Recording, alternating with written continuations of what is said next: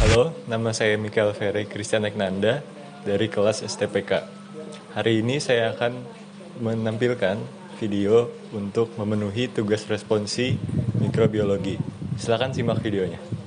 Prosedur pembuatan laporan biasanya diawali dengan pembuatan laporan sementara.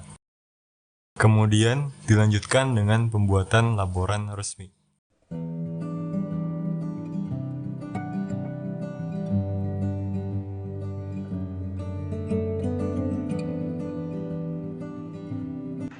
Bagian-bagian yang dimiliki oleh autoclave. Pertama ada timer.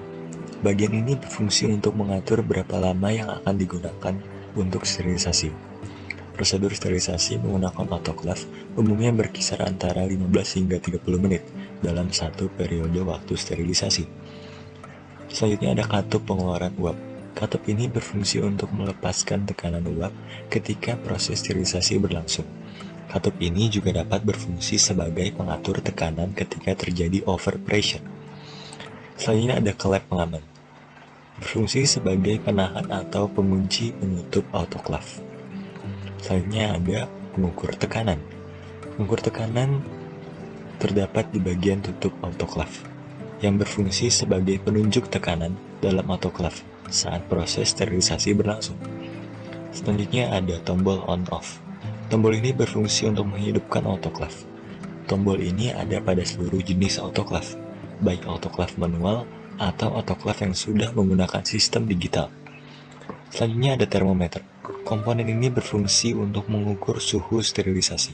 Pada autoclave digital pengatur suhu, penunjuk suhu terhubung dengan timer dan juga sistem terpadu yang menjadikan autoclave bekerja secara otomatis. Selanjutnya ada lempeng sumber panas. Di bagian bawah bejana tekanan terdapat elemen pemanas super yang berfungsi memanaskan air hingga mendidih, sehingga terjadilah uap panas yang mengalir ke seluruh permukaan alat yang disterilkan. Selanjutnya ada aqueduct, dan setelah aqueduct ada sekrup pengaman. Sekrup pengaman ada di bagian atas bodi autoclave. Terdapat sekrup yang didesain secara khusus untuk mengklem dan mengunci tutup autoclave agar kencang, rapat, dan tidak bocor.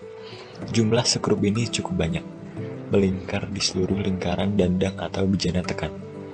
Yang terakhir ada batas penambah air. Dalam pembuatan medium pada acara praktikum pertama, digunakan nutrien agar dan nutrien broth. Adapun tahap pengerjaannya adalah sebagai berikut. Pertama, sterilkan ruangan sekitar dengan disemprot menggunakan alkohol. Kemudian masukkan 100 ml aqueduct ke dalam gelas ukur. Lalu masukkan 100 ml aqueduct dari gelas ukur ke dalam tabung Erlenmeyer.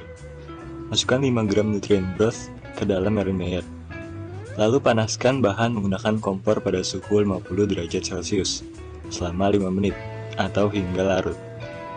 Kemudian pindahkan 5 ml MNC ke dalam tabung reaksi. Lalu ambil 100 mikro Lactobacillus casei menggunakan mikropipet. Kemudian masukkan 100 mikro Lactobacillus casei ke semua tabung. Bungkus bahan menggunakan kertas payung, kapas, dan aluminium foil untuk proses sterilisasi. Masukkan bahan ke dalam autoclave dan sterilkan selama 15 menit. Praktikum acara kedua. Isolasi bakteri. Isolasi bakteri merupakan pengambilan atau memindahkan mikroba dari lingkungannya di alam dan menumbuhkannya sebagai biakan murni dalam medium buatan. Populasi bakteri dapat diisolasi menjadi biakan atau kultur murni. Terdiri dari satu jenis bakteri yang dapat dipelajari morfologi, sifat, dan kemampuan biokimianya. Identifikasi dan determinasi suatu biakan murni bakteri yang diperoleh dari hasil isolasi dapat dilakukan melalui pengamatan ciri-ciri morfologi koloni tersebut serta pengujian fisiologi dan biokimianya. Bakteri dapat diidentifikasi dengan mengetahui reaksi biokimia tersebut.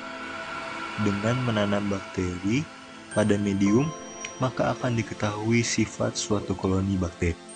Karakteristik makroskopis yang dapat diamati meliputi bentuk koloni, yaitu berbentuk titik, bulat, tidak teratur seperti akar, dan filamen atau berbenang, serta berbentuk kumparan.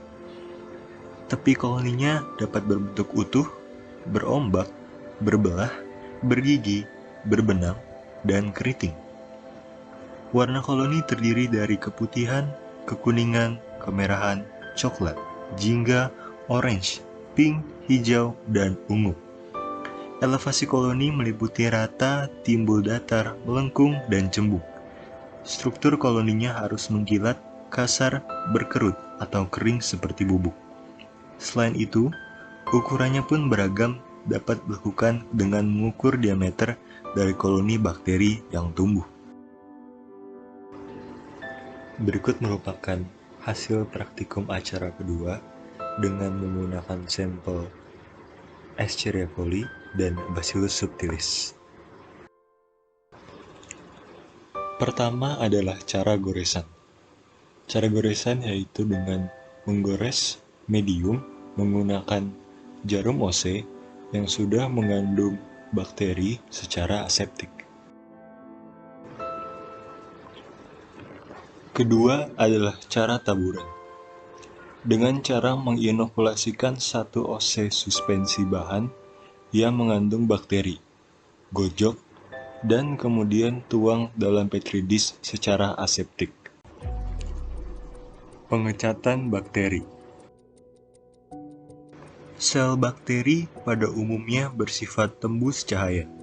Hal tersebut disebabkan karena banyak bakteri yang tidak mempunyai zat warna. Kontras antara sel dan latar belakangnya dapat dipertajam dengan cara mewarnai sel-sel tersebut dengan zat-zat warna. Pewarnaan yang paling umum digunakan adalah pewarnaan sederhana.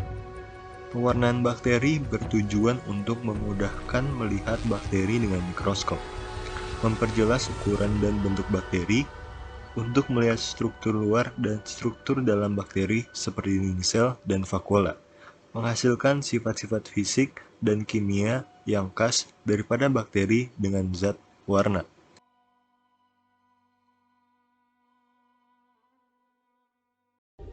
Morfologi jamur benang. Jamur adalah organisme yang dapat bertahan hidup pada berbagai lingkungan dengan media yang berbeda-beda, serta memperoleh makanannya dari media tempat jamur tersebut tumbuh. Jamur juga dapat hidup pada sisa tumbuhan atau hidup melekat pada organisme lain. Jamur memiliki kemampuan dan fungsi yang berbeda-beda sesuai dengan lingkungan yang ditinggalinya.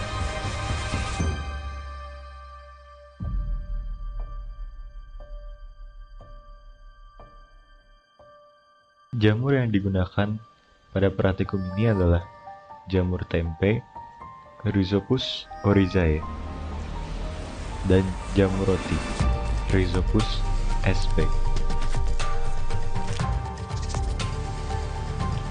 Jamur Rhizopus sp adalah fungi yang merupakan filum Zygomicota ordo Mucorales. Ciri khas jamur ini merupakan hifa yang membentuk rhizoid yang menempel ke substrat. Jamur Rhizopus sp bereproduksi dengan cara aseksual dan memproduksi sporangifor bertangkai. Sporangifornya berpisah dari hifa dengan hifa yang lainnya oleh sebuah dinding seperti septa. Salah satu spesies dari fungi ini adalah jamur Rhizopus sp stolonifer yang ditemukan pada roti yang sudah basi. Anggota Rhizopus yang sering dipakai dalam proses fermentasi makanan adalah Rhizopus oligosporus dan Rhizopus oryzae. Rhizopus oryzae sering digunakan dalam pembuatan tempe. Rhizopus oryzae memiliki karakteristik yaitu micelia berwarna putih. Ketika dewasa, maka micelia putih akan tertutup oleh sporangium yang berwarna abu-abu kecoklatan. Hifa kampang terspesialisasi menjadi 3 bentuk, yaitu rhizoid, sporangiofor, dan sporangium. Rhizoid merupakan bentuk hifa yang menyerupai akar. Sporangiofor adalah hifa yang menyerupai batang. Sporangium adalah hifa pembentuk spora dan berbentuk bulat.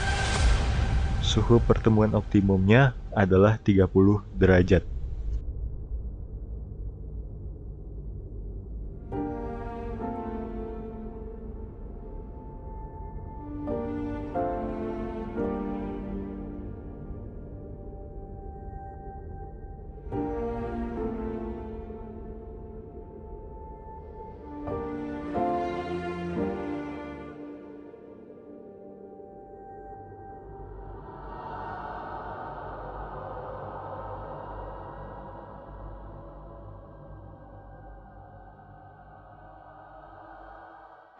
Terima kasih sudah menyaksikan.